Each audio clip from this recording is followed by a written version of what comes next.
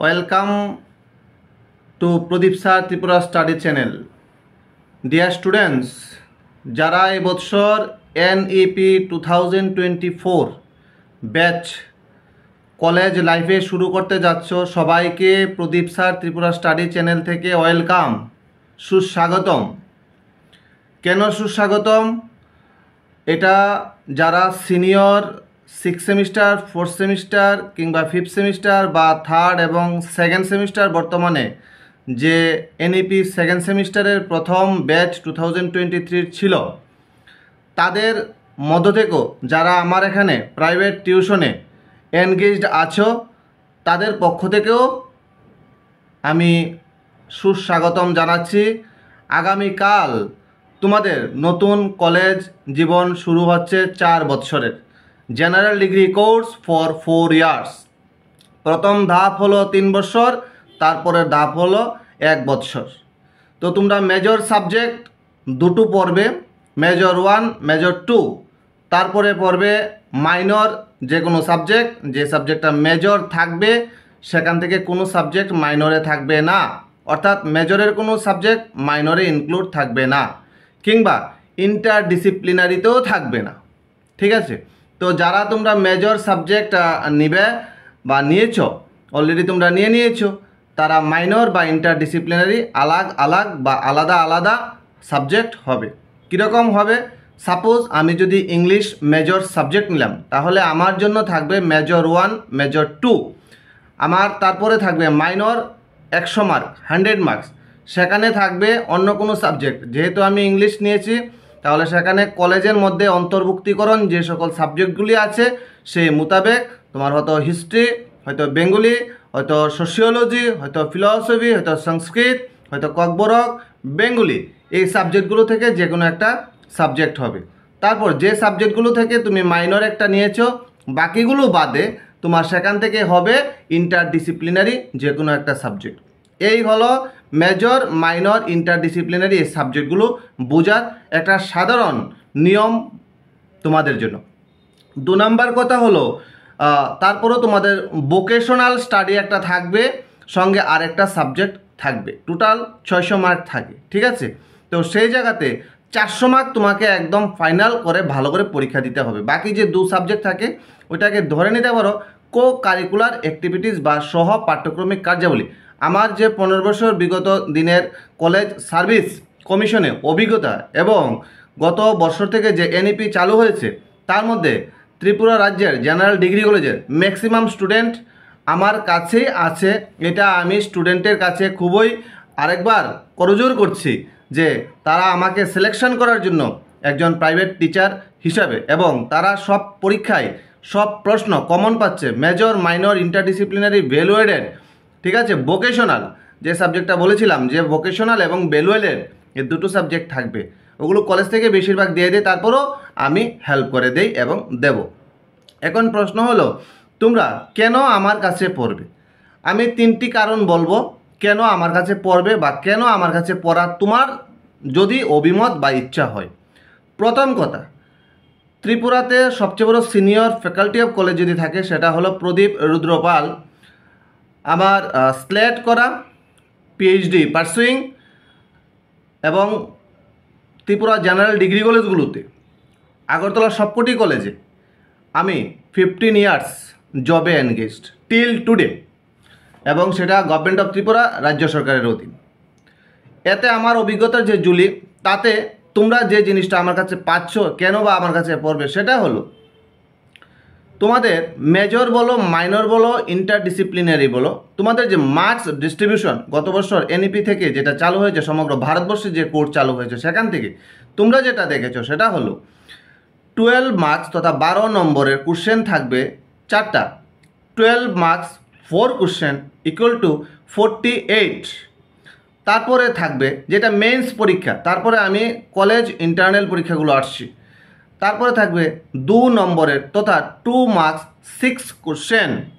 Okay, 6 question for 2 marks, 4 question for 12 marks. Okay, তাহলে 48 + 12 = 60। তোমার main পরীক্ষা হবে 3 ঘন্টায় এবং 60 মার্কস তথা 60 নম্বরে। এই 60 মার্কসের জন্য তোমাকে 4টা কোশ্চেন আনসার করতে হবে। আমি তোমাকে বড় প্রশ্ন 8টা কোশ্চেন দেব, তার মধ্যে 4টা কোশ্চেন স্টার দিয়ে দেব, 2টো কোশ্চেন এক্সট্রা স্টার দিয়ে দেব। It's my on the basis of 15 years college service experience and senior faculty হিসাবে। 2 মার্কসের জন্য তোমাকে 6টা আনসার করতে হবে। আমি 10টা কোশ্চেন তোমাকে দিয়ে দেব, তার মধ্যে 8টা কোশ্চেন তোমাকে স্টার দিয়ে দেব। এই 8টা কোশ্চেন স্টার থেকে তুমি 6টা কোশ্চেন আনসার করবে। তাহলে তোমার প্রশ্নের লেংদি 2 মার্কস বলো, বড় প্রশ্ন বলো, কমে যাচ্ছে। এটার জন্য তুমি আমার কাছে আসবে, অন্যথায় কোনো দরকারের জন্য আসার দরকার পড়ে না। প্রথম কথা, যদি এটা তোমার ভালো লাগে অবশ্যই আসবে। দ্বিতীয় কথা, তোমার কলেজ থেকে যে সকল প্রশ্নগুলি ইন্টারনালে দেওয়া হবে, ইন্টারনাল পরীক্ষা হবে তোমার 20 marks plus 20 marks equal to 40 marks. কীরকমভাবে? তোমার 20 মার্কস হবে অ্যাসাইনমেন্ট, ওকে, 20 মার্কস হবে অ্যাসাইনমেন্ট, তারপর বাকি 20 মার্কস থাকবে ইন্টারনাল সহ বাকি তোমার কলেজের অ্যাটেন্ডেন্স। কলেজ আমরা নেব 40 মার্কস, এটা মেন পরীক্ষার আগে নিয়ে নেব।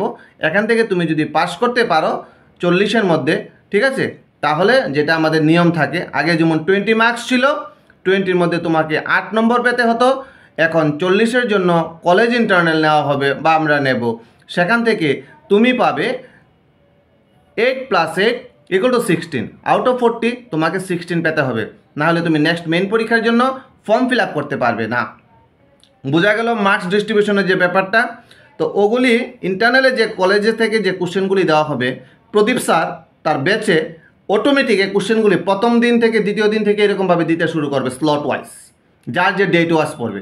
এবং মেজর, মাইনর, ইন্টারডিসিপ্লিনারি, সায়েন্স এবং আর্টস আমার এখানে সব ফ্যাকাল্টিরা আছেন, এবং তুমি সবগুলি সাবজেক্ট সায়েন্স এবং আর্টস সবাই পড়তে পারবে। কমার্স আমি বাদ দিয়েছি, কমার্সের ফ্যাকাল্টি এখন আমি পাইনি, অদূর ভবিষ্যতে কমার্সও আমি এখানে করব। ঠিক আছে, তাহলে ত্রিপুরার সর্বোৎকৃষ্ট 15 বছর অভিজ্ঞতা সম্পন্ন টিচার দ্বারা পাচ্ছ প্রদীপ স্যার ত্রিপুরা স্টাডি। ঠিক আছে, তৃতীয় যে কথাটা ছিল, মাঝখানে 2 নম্বর কথাটা ইন্টারনাল গেল, 3 নম্বর কথাটা যেটার জন্য পড়বে। এবার আসো টিচারের যে পারিশ্রমিক বা বেতন যেটা তোমাকে পে করতে হবে, সেটা হলো প্রত্যেকটা সেমিস্টার দেখা গেছে বিগত দিনগুলিতে কোনো কোনো সেমিস্টার 8 মাস পর্যন্ত কন্টিনিউ চলে।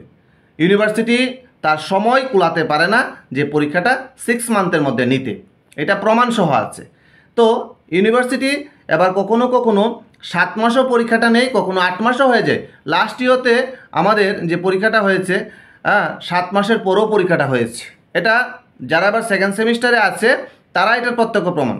তারা অনেক দিন ধরে বলছিল ওই ইউনিভার্সিটির পরীক্ষা, মানে ত্রিপুরা ইউনিভার্সিটির পরীক্ষা হয়ে গেছে, এমবিবি ইউনিভার্সিটি কখন পরীক্ষা হবে, বা এমবিবি ইউনিভার্সিটির পরীক্ষা ওই ইন্টারনাল শুরু হয়ে গেছে, ত্রিপুরা ইউনিভার্সিটি ইন্টারনাল কখন কলেজগুলিতে শুরু হবে। ঠিক আছে, সবাই তো একটা জায়গাতে, ত্রিপুরা একটা ক্ষুদ্র মাঝারি রাজ্য, ওই জায়গা থেকে সবাই তো সবার খোঁজ থাকে এবং সবাই একটা ব্যাচের মধ্যে আসে, ঠিক না? তো সেই জায়গাতে সবাই পরীক্ষাটা একসঙ্গে দুনো ইউনিভার্সিটি কখনো শুরু হয় না, এটা একটা মাঝখানে ভালো ব্যবধান থাকে। তো বেতনের যে ব্যাপারটা সেটা হলো সেমিস্টার মানে 6 মান্থ, কিন্তু কোনো কোনো সেমিস্টার 6 মান্থ হয় না স্যার, সেখানে 7 মাস বা 8 মাসও গড়িয়ে যায়। কিন্তু স্যার তোমার কাছ থেকে প্রত্যেক মাস আসছো, প্রত্যেক মাস পেমেন্ট নেবে, যেটা অন্য ত্রিপুরার সব ইনস্টিটিউট নিচ্ছে। প্রদীপ স্যার সেই জায়গাতে এটা বন্ধ করে দিচ্ছে। কি করছে সেখানে? তোমাকে টোটাল সেমিস্টার, প্রত্যেকটা সেমিস্টারের মধ্যে, এবার 6 মাস হোক, 7 মাস হোক, 8 মাস হোক, কিংবা 9 মাস হোক, সেই জায়গাতে তোমার কাছ থেকে অনলি 4 মান্থ, কত মাস? 4 মাস, অনলি 4 মান্থ পেমেন্ট নেবে। 4 মান্থ পেমেন্ট নেওয়ার পর তোমাকে প্রদীপ স্যারের এখান থেকে যে রেজিস্ট্রেশন হওয়ার পর যে একটা প্রোফাইল দেওয়া হবে, ওই প্রোফাইলটা লকড হয়ে যাবে, তোমার অ্যাকাউন্ট থেকে আর কোনো টাকা নেওয়া হবে না, মিনস তোমাকে আর পেমেন্ট করতে হবে না। তাহলে তুমি পড়লে 6 মাস কিংবা 7 মাস কিংবা 8 মাস, তাহলে তুমি পেমেন্ট করছো প্রতি সেমিস্টারে মাত্র 4 মাস, 4 মান্থ। ঠিক আছে, এবং ত্রিপুরার সবচেয়ে লোয়েস্ট যদি কোনো ফি নেওয়া থাকে, major 2 paper, minor 1 paper, interdisciplinary 1 paper, value aided, vocational সবগুলোই পড়িয়ে সেটা একেবারেই নিতান্ত কম, এবং সেটা এই যে 6 মাস পড়িয়ে 7 মাস পড়িয়ে স্টুডেন্টের কাছ থেকে অনলি 4 মান্থ নেওয়া হবে। প্রশ্ন, স্যার বাকি মান্থগুলি কেন নেবেন না? দেখো, এজ এ টিচার আমি মনে করি সমাজের জন্য অনেক কিছু করার আছে, কিন্তু আমার মনে হয় না একটা টিচার সমাজের জন্য এই তার সব কিছু সংকুলন করে এই যে পরিধি কতটুকু করতে পারে। কিন্তু আমার মনে হলো আমি সমাজের জন্য কিছু করতে পারি আর না পারি, তবে আমি আমার ছাত্রছাত্রীদের জন্য অন্ততপক্ষে তাদের 2 মাসের বেতন বা 3 মাসের বেতন যদি ছেড়ে দেয় প্রতি সেমিস্টারে, তাহলে সেই জায়গাতে তারা তাদের এটা দিয়ে সাধারণ একটা জলপানের ব্যবস্থা করতে পারবে, কলেজে যাতায়াতের জন্য তাদের যে ভাড়া সেটা জোগাতে পারবে, কলেজে আসতে গেলে তাদের যে সকল ন্যূনতম একটা খরচ পড়ে সেটা তারা এটা দিয়ে চুকিয়ে নিতে পারবে, এবং তাদের খাতা কলম বই কিছু কিছু তারা এই পয়সাটা বাঁচিয়ে প্রতি সেমিস্টার থেকে করে নিতে পারবে স্যার। তাহলে 3টা কারণের জন্য প্রদীপ স্যার ত্রিপুরা স্টাডি এবং প্রদীপ স্যারের কাছে তোমরা আসবে। এবং লাস্ট যে কথাটা সেটা হলো কমনের যে ব্যাপার, আমি প্রথমে বলে দিয়েছি কমন কীরকম আসে, এবং তোমরা প্রত্যেকটি কলেজে আমার যে সকল সিনিয়র স্টুডেন্টরা আছে, তোমাদের দাদা দিদি ভাই বোনরা আছে, কিংবা অন্যান্য শিক্ষকরাও আছে, তাদের কাছ থেকে তোমরা খবর নেবে, নিয়ে এখানে জয়েন করবে। আমরা 24 তারিখ তথা আগামীকাল বুধবার 24শে জুলাই 2024 কলেজে সরকারিগতভাবে ক্লাস শুরু হতে যাচ্ছে।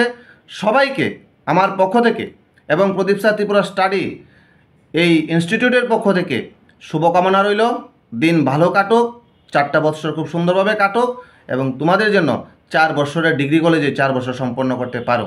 কারণ সেখানে একটা মার্কসের ব্যাপার আছে 75% বলে, ওটা আমি বেঁচে আসলে বুঝিয়ে দেব। এবং আরেকটা লাস্ট কথা, সেটা হলো আমরা 25 জুলাই থেকে আমাদের ফার্স্ট সেমিস্টারের ব্যাচ অলরেডি নাম অ্যাডভান্স লিখে গেছে, তাদের ব্যাচ শুরু হচ্ছে। দিক থেকেই যারা সরকারিগতভাবে কলেজে যাচ্ছ তাদের জন্য শুভকামনা, আন্তরিকতা রইল, প্রীতিপূর্ণ ভালোবাসা রইল, এবং আমার কাছ থেকে এবং ত্রিপুরেশ্বরী মায়ের আশীর্বাদ রইল। তোমাদের জন্য অলরেডি আমি ত্রিপুরেশ্বরী মায়ের দুয়ারে পূজা দিয়ে এসেছি। ওকে, সো আমার first semester BA major minor interdisciplinary সকল স্টুডেন্টদের জন্য শুভকামনা রইল, এবং 25 তারিখ থেকে আমার প্রাইভেট ব্যাচ শুরু হচ্ছে। সবাই ভালো থাকবে, ভালো থাকতে দেবে। ধন্যবাদ।